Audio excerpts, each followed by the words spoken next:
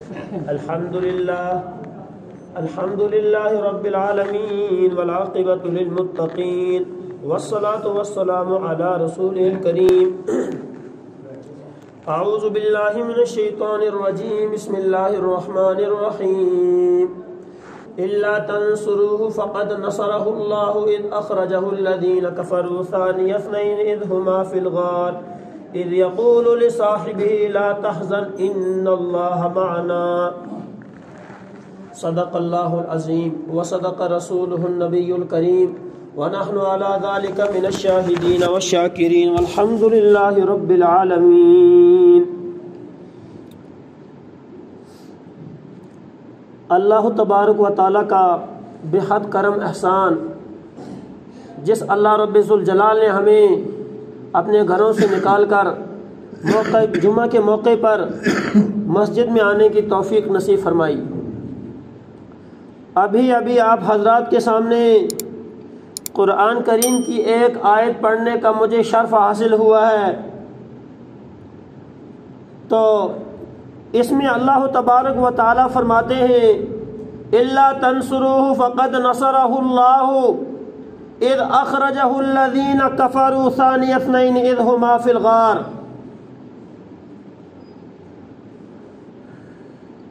کہ اگر تم میرے محبوب یعنی حضور پاک صلی اللہ علیہ وسلم کی مدد نہیں کرو گے تو میں اپنے محبوب کی مدد کروں گا. اذ اخرجہ الذین کفروا ثانی اثنین اذ ہما فی الغار، جب کافروں نے انہیں نکال دیا اور وہ دو میں سے دوسرے تھے، ثانی اثنین، پھر کہاں تھے؟ اذ ہما فی الغار، غار کے اندر تھے. اور پھر وہ پوری بات پیش آئی وہاں، جس کی وجہ سے قرآن پاک نے ان الفاظ میں نقشہ کھینچا کہ لا تحزن ان اللہ معنا، کہ محبوب ڈریے نا، اللہ ہمارے ساتھ ہے. آپ حضرات جانتے ہیں سفر کا مہینہ چل رہا ہے. اس سفر کے مہینے کے آخر میں جناب رسول اکرم صلی اللہ علیہ وسلم جب مکہ کے لوگوں سے تنگ آ گئے، ان کے مظالم سے تنگ آ گئے، ان کے شرور و فتن سے تنگ آ گئے، ان کی سختیوں سے تنگ آ گئے، پھر آپ صلی اللہ علیہ وسلم نے ہجرت کی. آپ کتابوں میں تو جہاں سیرت کے عنوان بندھے ہوئے ہیں وہاں انسان مطالعہ کرتا ہے تو ہجرت کے دو حصوں پر مشتمل نظر آتی ہے. ہجرت کتنے حصوں پر مشتمل نظر آتی ہے؟ دو حصوں پر. ایک وہ ہجرت جو میرے پیارے محبوب صلی اللہ علیہ وسلم نے غار ثور کی طرف کی، اور ایک وہ ہجرت جو غار ثور سے میرے پیارے محبوب نے مدینہ منورہ کی طرف کی. لیکن میں نے جو آیت پڑھی، اس آیت کے اندر جو ہجرت مراد ہے وہ غار ثور کی طرف جو ہجرت ہے وہ مراد ہے یہاں پر، نہ کہ غار ثور سے مدینہ منورہ کی طرف. اسی لیے اللہ پاک نے فرمایا الا تنصروه فقد نصره الله اذ اخرجه الذين كفروا ثاني اثنين اذ هما في الغار. جب کوئی کسی سے آج کل بھی یہ بات مشہور چل رہی ہے، یہ گل اسی اپنے درمیان بھی آخدے ہاں کہ کوئی کسی دی مدد کرتا ہے، پوچھا آتا تو ماڑی بھی کریں، وہ آتا میں تھوڑی کیا کرا مدد، وہ آتا نہ کر، میں تھوڑی محتاج ہوں، میں آگ سوڑے تو مدد کرنا اگر تو کرنی ہے تو کریں، اگر تو نہیں کرنی تو نہ کر، میں تھوڑی محتاج ہوں. اسی طریقے سے اللہ نے بھی کہا اے لوگو میرے محبوب کی مدد کرو. اگر تم اللہ تنصرو ہو، اگر تم اس کی مدد نہیں کرو گے تو کوئی پرواہ نہیں، میرا محبوب تمہاری مدد کا محتاج نہیں، میں اس کی مدد کروں گا. تم کیا میرے محبوب کو ایسے ہی سمجھتے ہو؟ میرے محبوب کو یتیم سمجھتے ہو؟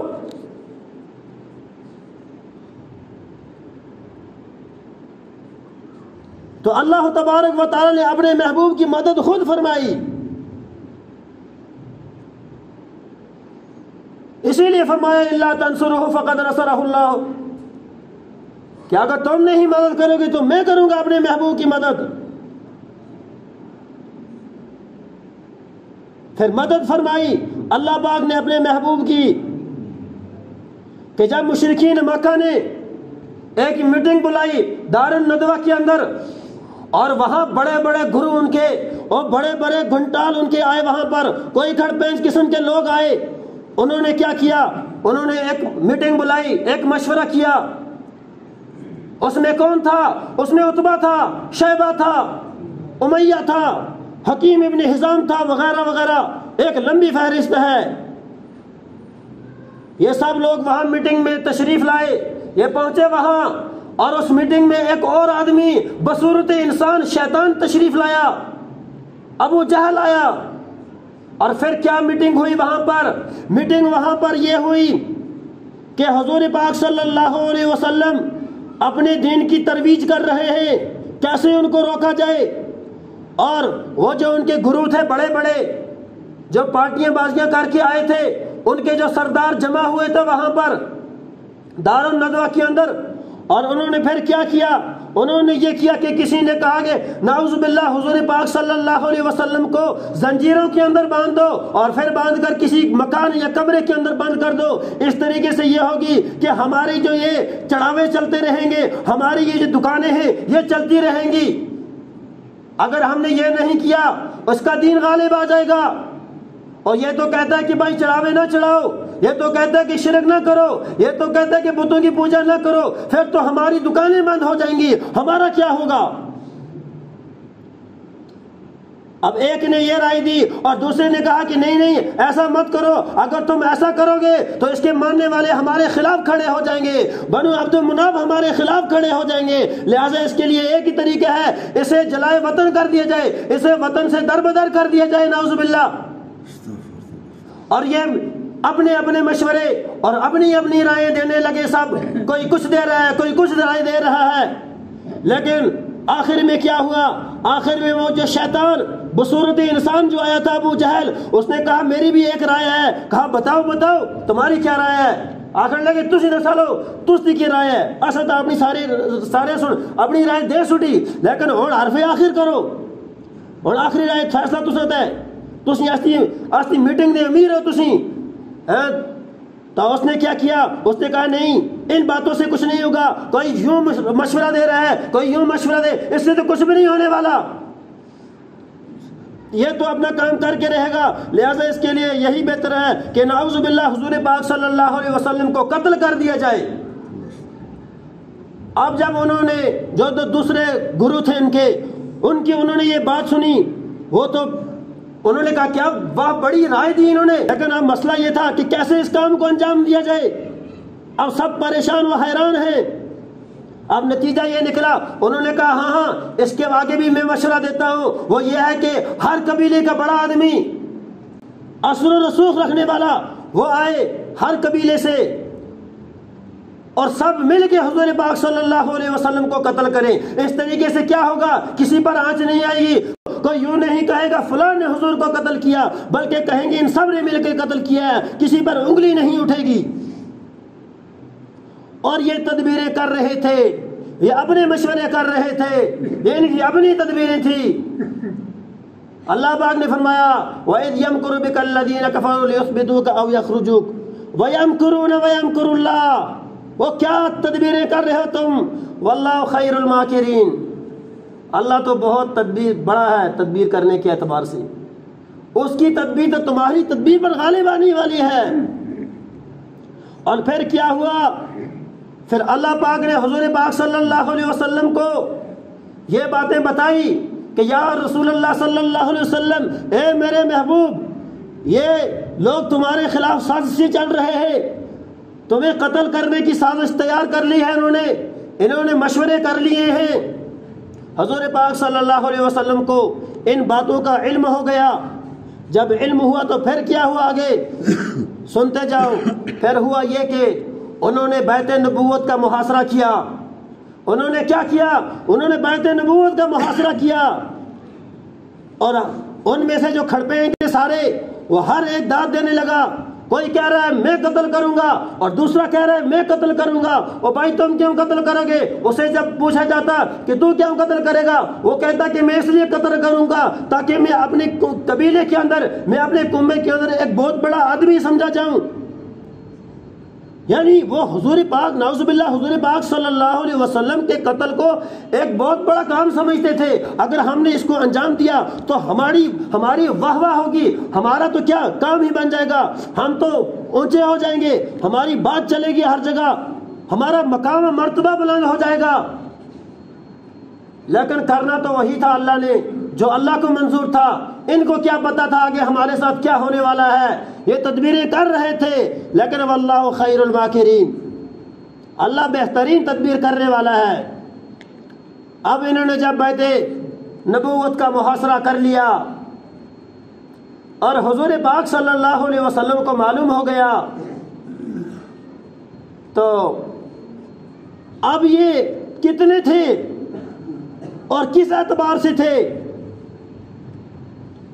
تو سیرت حلبیہ کے اندر امام حلبی نے فرمایا وَهُمْ مِئَةُ رَجُلٍ مِّن صَنَادِيدِ قُرَيْش، کہ بھائی قریش کے 100 بہترین آدمی تھے جو سامان سے بھرے ہوئے تھے، نیزوں سے، تلواروں سے، اور اس وقت کے جو ہتھیار تھے ان سے لیس تھے. وہ بس اسی طاق میں تھے کہ حضور پاک صلی اللہ علیہ وسلم بیت نبوت سے کب تشریف باہر لائے تو ہم ان کا کام کر دیں، نعوذ باللہ. یہ تدبیریں بنا رہے تھے. اور پھر کیا ہوا؟ اندر کون تھا؟ حضرت علی رضی اللہ تعالی عنہ تھے. حضور پاک صلی اللہ علیہ وسلم کے ساتھ حضرت علی رضی اللہ تعالی عنہ تھے. تو حضور پاک صلی اللہ علیہ وسلم بیٹھے ہوئے ہیں، حضرت علی رضی اللہ تعالی عنہ نے کیواڑ سے دیکھا باہر. جب باہر دیکھا تو مشرکین مکہ کا پہرا لگا ہوا ہے، وہ ہر جگہ تیار ہے، کوئی نیزہ، کوئی تلوار، کوئی کون سا ہتھیار، کوئی کون سا ہتھیار لے کے کھڑا ہے، اور مست ہے، خوشی میں مذاق اڑا رہے ہیں اور شراب پی رہے ہیں، ہنس رہے ہیں کہ آج تو خدا کے محبوب کا سر قلم ہوگا، آج تو محمد کی مصطفی ختم ہو گئی، آج جو یہ ہمارے بتوں کی توہین کرتا تھا آج سے سلسلہ ختم، اب کچھ نہیں ہوگا. لیکن ان کو مت پتا تھا آگے کیا ہونے والا ہے. لیکن جب حضرت علی رضی اللہ تعالیٰ عنہ نے کیواڑ سے دیکھا تو فرمایا یا رسول اللہ، یہ مشرکین مکہ جو ہیں یہ تو پہرا دیے ہوئے ہیں، ہم کیسے بیعت نبوت سے باہر جائیں گے؟ تو پھر وہاں صدا آئی لا تحزن ان اللہ معنا، آپ نہ ڈریے اللہ ہمارے ساتھ ہے. پھر یہ وہاں سے یہ صدا آئی. اب خطیب نے یہ کیا کہا؟ خطیب نے کہا ذرا ہم خبر لیتے ہیں اسلام کہاں تھا اس وقت میں جب باہر مشرکین مکہ کا پہرا تھا، اندر رسول اللہ تھے اور علی رضی اللہ تعالیٰ عنہ تھے. اسلام کہاں تھا؟ تو اس کا جواب یہ آیا اسلام بیعت نبوت کے اندر تھا اور کفر جو تھا بیعت نبوت کے باہر تھا. پھر کا صداقت کہاں تھی؟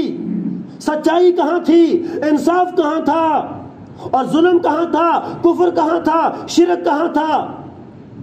تو خطیب نے یہ کہا کہ سچائی تو بیعت نبوت کے اندر تھی، صداقت بیعت نبوت کے اندر تھی، امانت بیعت نبوت کے اندر تھی، اور کفر بیعت نبوت کے باہر تھا، شرک بیعت نبوت کے باہر تھا، ظلم بیعت نبوت کے باہر تھا. اور پھر وہ کافر اور مشرکین مکہ، پھر تو تم یہ بھی کر سکتے تھے اور دیوار پھلانگ سکتے تھے، بیعت نبوت کے صحن کے اندر بھی پہنچ سکتے تھے. تو پھر اندر تمہاری انٹری کیوں نہیں ہوئی؟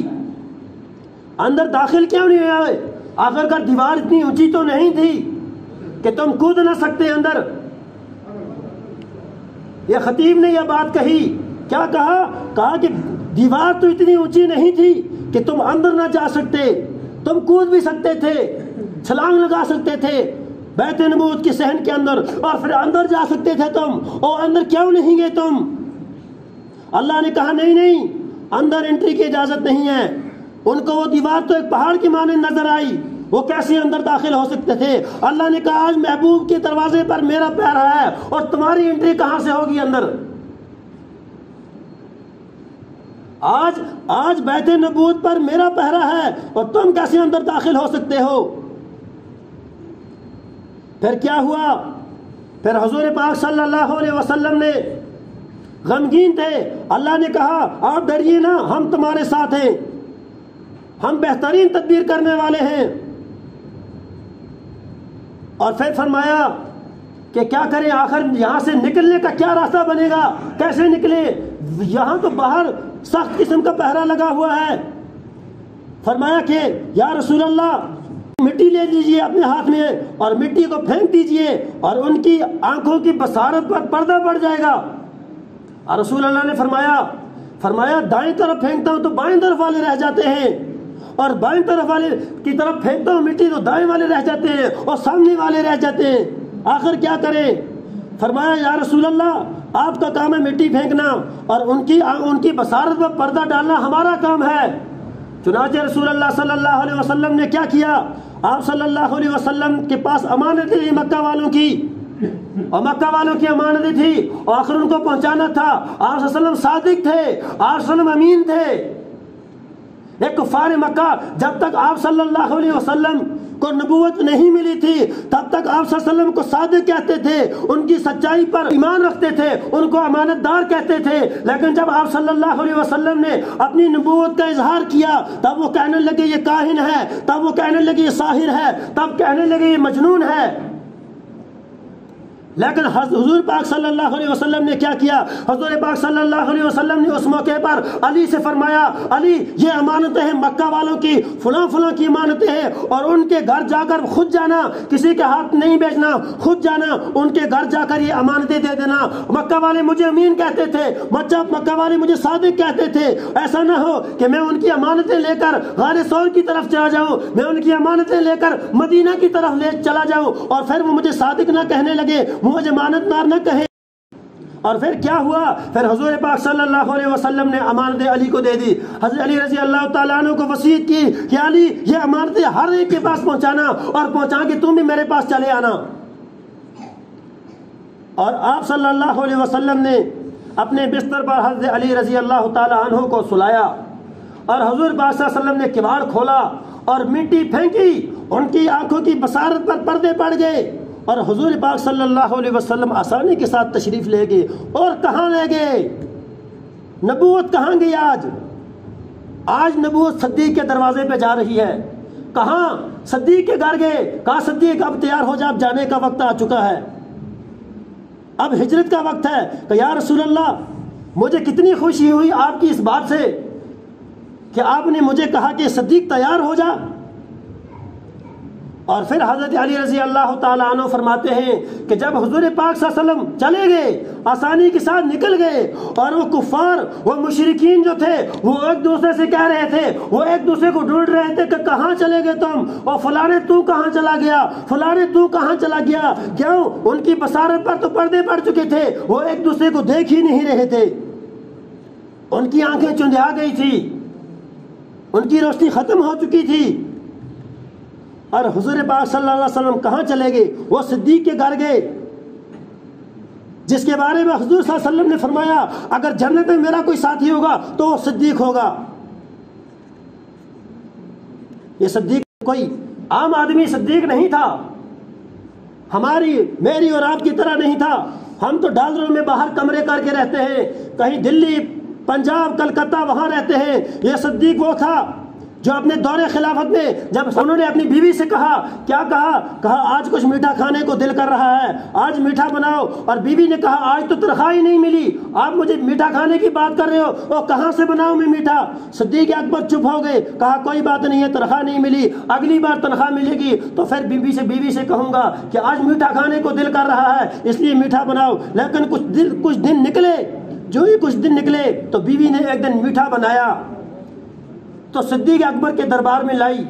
صدیق نے کہا کہاں سے آیا یہ میٹھا؟ کہا حضرت جو آپ تنخواہ لاتے تھے اس میں تھوڑا تھوڑا کر کے بچاتی تھی میں، اور بچا کے رکھتی تھی، تو میرا بھی آج دل کیا کہ میں آج میٹھا بناؤں کچھ آپ کے لیے۔ تو صدیق کی آنکھوں میں آنسو آ گئے، تو اسی وقت بیت المال پہنچے، فرمایا صدیق کی آدھی تنخواہ کم کرو، صدیق کی اتنی ہی تنخواہ رکھو جتنی سے صدیق کے گھر کا گزارا ہو جائے۔ ہم تو آج کروڑوں میں وہاں کمرے کر کے بیٹھتے ہیں، ڈالروں میں کمرے کر کے بیٹھتے ہیں، لیکن وہاں صدیق نے بیت المال سے اپنی آدھی تنخواہ کم تھی۔ یہی تھی صدیق کی صداقت، اس صدیق کے گھر گئے، نبوت وہاں صدیق کے پہنچی، فرمایا صدیق تیار ہو جاؤ، اب جانے کا وقت آ گیا ہے۔ تو صدیق اکبر رضی اللہ تعالیٰ عنہ پھر حضور پاک صلی اللہ علیہ وسلم کے ساتھ غار ثور کی طرف تشریف لے گئے۔ تو حضور پاک صلی اللہ علیہ وسلم نے اسی لیے یہ فرمایا کہ اگر کل جنت میں کوئی کسی کا ساتھی ہوگا تو میرا ساتھی صدیق ہوگا۔ صدیق اکبر رضی اللہ تعالیٰ عنہ نے کیا نہیں کیا اسلام کے لیے، اپنا تن من دھن لٹا دیا اسلام کے لیے۔ اسی لیے اللہ نے فرمایا الا تنصروا فقد نصرہ اللہ، اگر تم رسول اللہ کی مدد نہیں کرو گے تو ہم مدد کریں گے رسول اللہ کی۔ رسول اللہ صلی اللہ علیہ وسلم سے محبت کرنا ہمارا کام ہے، ان کی سنتوں کو اپنی زندگی میں لانا ہمارا کام ہے۔ دیکھو موت تو ایک نہ ایک دن آ جانی ہے، موت تو ایک نہ ایک دن آ جانی ہے، لیکن ایسی تو چچ کی تو آئے نا، چچ کی موت تو آئے نا، تو پھر کیوں نہ حضور پاک صلی اللہ علیہ وسلم کا دامن پکڑے، کیوں نہ غلامان محمد بنے، رسول اللہ صلی اللہ علیہ وسلم کی زندگی کو اپنی زندگی میں لائیں۔ رسول اللہ نے مکہ والوں کے لیے کیا کیا نہیں کیا، لیکن مکہ والے دغا باز نکلے، انہوں نے حضور پاک صلی اللہ علیہ وسلم کو قتل کرنے کی سازشیں بنائی، انہوں نے میٹنگیں بنائی، انہوں نے جلسے جلوس کیے، کس لیے کہ یہ آفتاب چمک رہا ہے اس کو بے نور کیا جائے، یہ جو شمع جل رہی ہے اس کو بجھایا جائے۔ یہ ساری تدبیریں وہ کر رہے تھے مشرکین مکہ، لیکن اللہ پاک اپنے محبوب کے ساتھ تھے، انہوں نے اپنے محبوب کو نہیں چھوڑا اور دلاسا دیا ان کو، لا تحزن ان اللہ معنا، کہ میرے محبوب آپ غمگین نہ ہو جائیے، آپ افسردہ نہ ہو، ہم ہیں، ہم یہاں پر، ہم جو ہیں آپ کے رکھوالے، ہم تمہارے ساتھ ہیں، ہم تمہاری مدد کریں گے، اور یہ مکہ والے تمہارا کیا بگاڑیں گے، یہ مشرک تمہارا کیا کریں گے، یہ تو تمہاری جوتی کے غلام ہیں۔ ہمیں چاہیے ہم عاشق رسول بنے، ہمیں رسول اللہ صلی اللہ علیہ وسلم کی سنتوں کو اپنی زندگی میں لانا ہے، ان کے طریقے کو اپنی زندگی میں لانا ہے۔ رسول اللہ صلی اللہ علیہ وسلم کی زندگی کو اپنی زندگی میں لاؤ گے تو یہی کامیابی ہے، ورنہ ناکامی ہے۔ اگر رسول اللہ صلی اللہ علیہ وسلم کی زندگی، ان جیسی زندگی، ان کا طریقہ، ان کا عمل ہماری زندگی میں آ گیا تو آنے والے وقت کے جو خزانے ہوں گے ان کی چابیاں بھی ہمارے ہاتھ میں ہوں گی۔ لیکن آج ہم نے در رسول کو چھوڑ دیا، پھر کیا ہوگا؟ پھر ہم ایسے ہی مارے بٹکے رہیں گے، پھر ایسے ہی ذلیل ہوتے رہیں گے، ایسے ہی رسوا ہوتے رہیں گے۔ اس لیے رسول اللہ کی چوکھٹ کو پکڑنا ہے، رسول اللہ صلی اللہ علیہ وسلم کے دامن کو پکڑنا ہے۔ وہ ہمیں کیا بتا کر گئے، کس طریقے سے ہمیں زندگی گزارنی ہے، رسول اللہ نے سب کچھ بتا کر گئے ہیں۔ کوئی چیز ایسی نہیں ہے جو رسول اللہ نے اپنی امت کو نہ بتائی ہو، ہر چیز رسول اللہ صلی اللہ علیہ وسلم نے بتائی ہے ہمیں۔ حتیٰ کہ کل قیامت کے دن جب گناہگار لوگ جہنم کے اندر ہوں گے تو وہاں بھی لوگ کیا کریں گے، کیا فریاد کریں گے وہ رسول اللہ صلی اللہ علیہ وسلم سے، یا رسول اللہ ہمارے لیے، کہا رسول اللہ فرمائیں گے کیا چاہتے ہو تم؟ کہا بخشش چاہتے ہیں، کہا چلو پھر، جب بخشش چاہتے ہو تو چلو، جب بخشش چاہتے ہو تو چلو۔ اسی لیے حضور سے محبت کرو، اتنی محبت تو کرو نا کہ کل جب دربار لگے نا، کل جب شاہی میدان لگے، کل جب اللہ کی عدالت لگے تو وہ حساب کتاب کا دن ہو، وہاں حضور تشریف لائے اور پھر سوال و جواب کے درمیان ہمارا گزر بھی اس لائن میں ہو تو رسول اللہ خود کہیں یہ عاشق رسول تھا، جانے دو یہ اپنا ہے۔ جنگ احد میں ایک صحابی کو لایا گیا حضور پاک صلی اللہ علیہ وسلم کے پاس، زخموں سے چور تھے، وہ صحابی لائے گئے حضور پاک صلی اللہ علیہ وسلم کے دربار میں، زخموں سے چور تھے، خون بہ رہا تھا، اور پھر کیا ہوا؟ پھر اس صحابی نے اپنا سر اٹھایا اور رسول اللہ صلی اللہ علیہ وسلم کے قدموں میں ڈال دیا، رسول اللہ صلی اللہ علیہ وسلم کے قدموں میں ڈال دیا، اور پھر فرمایا اس صحابی سے اللہ کے رسول نے کہ بتاؤ تمہاری کیا خواہش ہے، مرنا تو ہے ہی آخر، تب مرتے مرتے آخری خواہش بتا دو، کیا خواہش ہے تمہاری؟ اس نے ایسی بات کہی جس کو شاعر نے یوں کہا کہ منم و ہمی تمنا کہ بوقت جاں سپردن بروخ تو دیدہ باشد تو درون دیدہ باشی، کہ یا رسول اللہ مرتے وقت تو آخری خواہش میری یہی ہے کہ ایسے موت آئے کہ میں آپ کو دیکھ رہا ہوں اور آپ مجھے دیکھیں۔ یہ ہوتی ہے عاشق رسول کی محبت۔ اللہ تنصرہ فقد نصرہ اللہ، اگر تم اللہ کے رسول کی مدد نہیں کرو گے، اس کی سنتوں کو زندگی میں نہیں لاؤ گے، پھر یہ ہوگا تم قیامت تک مارے پھرتے رہو گے، تمہاری زندگی میں سکون نہیں رہے گا، تمہاری زندگی میں چین نہیں رہے گا، تم بے وفا گردانے جاؤ گے۔ پھر وہ محشر کے میدان میں کیا جواب دو گے؟ تم حضور پاک صلی اللہ علیہ وسلم کے سامنے کیا جواب دو گے کہ یا رسول اللہ آپ تو ہمیں بہت کچھ دے کر گئے تھے، آپ نے ہمارے لیے تو پتھر کھائے، آپ نے ہمارے لیے فاقے نکالے، لیکن ہم نے تمہاری سنتوں کا جنازہ نکالا، ہم نے تمہاری سنتوں کو پامال کیا، جب تمہاری سیرت پر ڈاکہ ڈالا جا رہا تھا تب ہم مزے سے شراب پی کے گھروں میں سوئے ہوئے تھے۔ اس لیے عشق رسول دل میں ہونا چاہیے، ہے نا؟ باتیں کرنے سے کچھ نہیں ہوتا ہے، یہاں در رسول ہے، دل رسول بھی ہونا چاہیے در رسول کے علاوہ۔ اللہ تعالی ہمیں حضور کی محبت نصیب فرمائے اور حضور سے عشق کرنا نصیب فرمائے۔ وآخر دعوانا ان الحمد للہ رب العالمین۔